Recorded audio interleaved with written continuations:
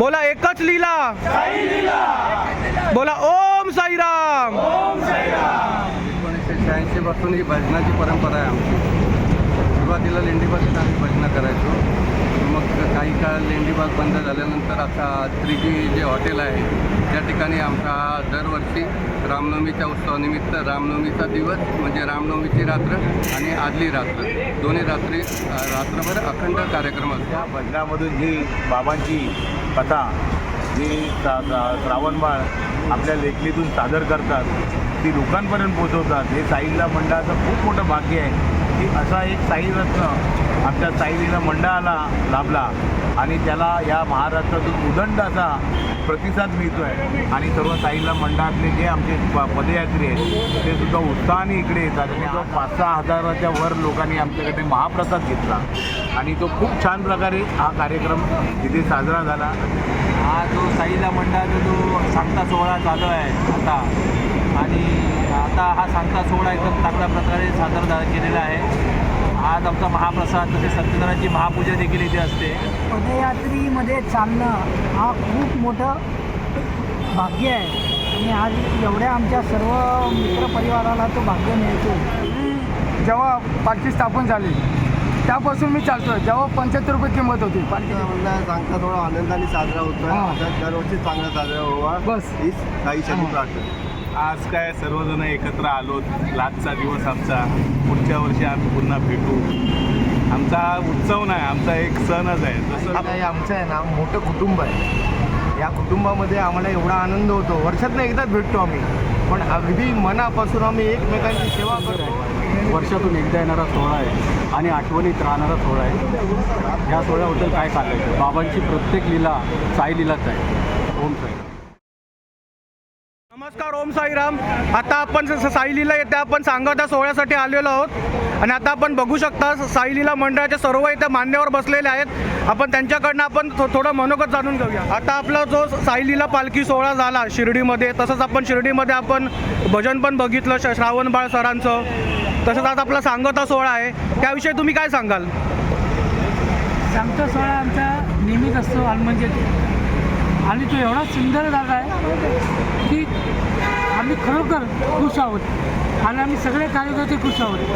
हे सगळं नियोजन आमचे राम खटपे हे करतात। नमस्कार दादा, ओम साईराम। काय सांगाल तुम्ही? हा जो साईलीला मंडळाचा जो सांगता सोहळा चालू आहे आणि आता हा सांगता सोहळा एकदम चांगल्या प्रकारे सादर केलेला आहे। आज आमचा महाप्रसाद तसेच सत्यनारायणची महापूजा देखील इथे असते। बरेच भाविक, या विभागातील भाविक तसेच जे पदयात्री चालतात ते भाविक देखील या सांगता सोहळ्याला येतात आणि बाबांचं दर्शन घेऊन जातात। आणि आता हा सांगता सोहळा म्हणजे आम्ही पुढच्या वर्षाची जी पालखी येणार त्याची वाट बघत असतो आणि या पालखीचं पूर्ण नियोजन आमची पूर्ण कमिटी एक चांगल्या प्रकारे अरेंज करते आणि यावर्षीचा देखील जो 2026चा पालखी सोहळा होता हा चांगल्या प्रकारे कार्यक्रम चांगल्या प्रकारे आयोजित होऊन आज हा पार पडलेला आहे। ओम साईराम। धन्यवाद दादा, ओम साईराम। आता आपण समोर बघू शकतात या मंडळाचे विद्यमान अध्यक्ष आहेत आपल्यासमोर, ओम साईराम काका। दादा तुम्ही काय सांगाल? सांगण्यासारखं खूप आहे, कारण पालखी आमची जेव्हा शिर्डीवरनं परत आम्ही इथे आलो त्या दिवसापासून ह्या सांगत्या सोहळ्याचे आमची सर्व प्लॅनिंग असतो, आमचं कसा करायचा उत्सव, काय करायचा आणि त्याप्रमाणे सर्व साईलीला मंडळातले सर्व आमचे कार्यकर्ते, सर्व सल्लागार आणि हे तिथे काय मेन्शनमधला आमचा मित्रपरिवार जे ते पण साईलीलावाले सर्व आहेत ते लोक आम्हाला खूप मदत करतात आणि सर्व साईलीला मंडळातले जे आमचे पदयात्री आहेत ते सुद्धा उत्साहाने इकडे येतात आणि आज हा जो कार्यक्रम एवढा मोठा सांगता समारंभ आमचा झाला त्याच्यामध्ये भजनाचे कार्यक्रम झाले, मान्यवर लोक आली आणि हा जवळजवळ 5-6 हजाराच्या वर लोकांनी आमच्याकडे महाप्रसाद घेतला आणि तो खूप छान प्रकारे हा कार्यक्रम इथे साजरा झाला आणि आता ही आमची पुढच्या वर्षाची म्हणजे आम्ही वाट पाहणार आहे की आमची पालखी परत कधी पुढच्या वर्षी येणार याची सर्व साई भक्तांना आमच्या आतुरता। तसेच आपण शिर्डी येथे हॉटेल त्रिजी येथे आपण साईलीलाचं भजन पाहिलं होतं, भजनाला पाहिलं आपण की खूप तिथे गर्दी होती भाविकांची, तसेच त्या भजनाविषयी तुम्ही काय सांगाल? साईलीला मंडळाचं जे साईरत्न श्रावणबाळ आहे त्यांनी जे सुरुवात केली साई भजनाला, त्याच्यातून ते झाले तुझे दर्शन हे भजन मंडळ एक साईलीलामधूनच एक निर्माण झालेलं ते अंग आहे आणि त्या भजनामधून जी बाबांची कथा जी श्रावणबाळ आपल्या लेखणीतून सादर करतात ती लोकांपर्यंत पोहोचवतात. हे साईलीला मंडळाचं खूप मोठं भाग्य आहे की असा एक साईरत्न आमच्या साईलीला मंडळाला लाभला आणि त्याला या महाराष्ट्रातून उदंड असा प्रतिसाद मिळतो आहे. आणि दरवेळी आमचं लेंडीबागेत भजन होत होतं, तिथे फार उदंड आम्हाला प्रतिसाद मिळत होता. पण त्या भजनाच्या एवढं प्रसिद्धी झाली की लेंडीबागेमध्ये आम्हाला जागा कमी पडायला लागली. म्हणून तिथे श्रीजी हॉटेलच्या इथे आमच्या इथे भजनाची लोक अक्षरशः म्हणजे त्या गाण्यांची म्हणजे एवढी आवड आहे लोकांना की अक्षरशः लोक बाबांचं दर्शन घेतल्यानंतर आम्हाला सगळ्यांना विचारतात साईला मंडळाचं भजन कुठे आहे. आणि तिथे एवढा सर्व साई भक्तांचा मेळा जमतो आणि त्या सर्व मैफिलीची त्या भजनाची खूप लोक हजारो लाखोच्या संख्येने लोक त्याचा आस्वाद घेतात. आणि त्यामुळे साईलीलाचं नाव हे या महाराष्ट्रातच नव्हे या भारतामध्ये आता गुंजायला लागलं. धन्यवाद दादा. ओम साईराम. दादा तुमचं काय म्हणणं आहे? आज परिवार सगळा एकत्र आला. धन्यवाद. ओम साईराम. नमस्कार काका. ओम साईराम. पदयात्रीमध्ये चालणं हा खूप मोठं भाग्य आहे आणि आज एवढ्या आमच्या सर्व मित्रपरिवाराला तो भाग्य मिळतो. जेव्हा आमची पदयात्राची तारीख डिक्लेअर होते तेव्हापासून आमची मुलं उत्साहात असतात. पदयात्रेला चालणं, तिथून येणं, त्यानंतर आमचा सांगता सोहळा, त्याच्यामध्ये सर्व आमचा हा परिवार आहे तो खूप एकत्र असतो आणि खूप मेळावा असतो. सर्वांना खूप शांती मिळते. साईराम. ओम साईराम. काका तुमचं काय म्हणणं आहे?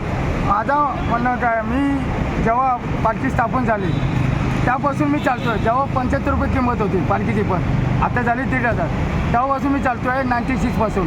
मी माझ्या गावी कधी जात नाही. माझ्या एकच मुंबईची सिटी, भले कामावर असू नसो, पण माझ्या आपलं एकच मुंबईचा राजा आणि हे सिटी, बस हीच माझी साईबाबा आणि सर्वांची मी सेवाराम करतो. धन्यवाद. छान माहिती दिली. ओम साईराम. नमस्कार काका. नमस्कार. आपलं काय म्हणणं आहे? आजचं म्हणणं सांगता थोडा आनंदाने साजरा होतो आहे. असा दरवर्षी चांगला साजरा व्हावा, बस हीच साईसाठी प्रार्थना. धन्यवाद. ओम साईराम. ओम साईराम काका. आज काय सर्वजण एकत्र आलो. आजचा दिवस आमचा, पुढच्या वर्षी आम्ही पुन्हा भेटू. आमचा हा उत्सव नाही, आमचा एक सणच आहे. जसं लोक गणपतीची वाट बघतात, दिवाळीची वाट बघतात, तशी आम्ही फक्त एकाच मार्च महिन्याची आणि एप्रिल महिन्याची वाट बघतो. तो आमचा सण चालू होतो, तो समाप्त होतो, बस. धन्यवाद. ओम साईराम. ओम साईराम काका. साईलीला हे आमचं आहे ना मोठं कुटुंब आहे. या कुटुंबामध्ये आम्हाला एवढा आनंद होतो. वर्षातनं एकदाच भेटतो आम्ही, पण अगदी मनापासून आम्ही एकमेकांची सेवा करतो. आम्ही भाऊ एकत्र आम्ही एकमेकांना सांभाळून ही 10 दिवसाचे ना साईलीला बरोबर आम्ही पालखी वाट आम्ही चालतो शिर्डीपर्यंत. ओम साईराम. ओम साईराम. ओम साईराम काका.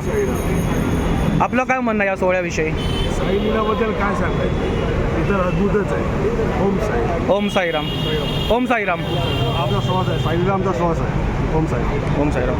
ओम साईराम. ओम साईराम. आपलं काय म्हणणं आहे सोहळ्याविषयी? सोहळा खूप सुंदर आहे. वर्षातून एकदा येणारा सोहळा आहे आणि आठवणीत राहणारा सोहळा आहे. या सोहळ्याबद्दल काय सांगायचं? बाबांची प्रत्येक लीला साईलीलाच आहे. ओम साईराम. धन्यवाद. ओम साईराम. आता आपण समोर बघू शकतात साईलीला मंडळाच्या सर्व मान्यवर पदाधिकाऱ्यांनी आपल्याला छान असा बाईट दिलेला आहे. एकच लीला बोला. ओम साईराम. आता आपण पाहू शकता, आता आपल्यासोबत आहेत ते साईलीला मंडळाचे संस्थापक श्री श्रावणबाळ सर आहेत. नमस्कार सर. नमस्कार. ओम साईराम. ओम साईराम. तर सर मला एक विचारायचं, आता आपला जो शिर्डीमध्ये जो आपला जो भजन सोहळा पार पडला मोठ्या उत्साहामध्ये, आपण बघितलं की तिथे प्रेक्षकांची खूप गर्दी होती. भजन सोहळ्याविषयी तुम्ही काय सांगाल? खूप आनंद होतो. 1986 पासून ही भजनाची परंपरा आहे आमची.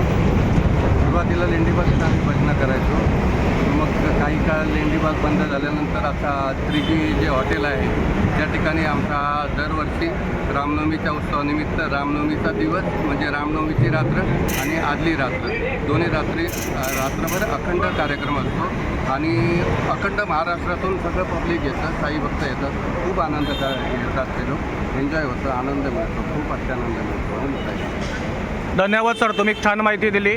ओम साईराम. ओम साईराम.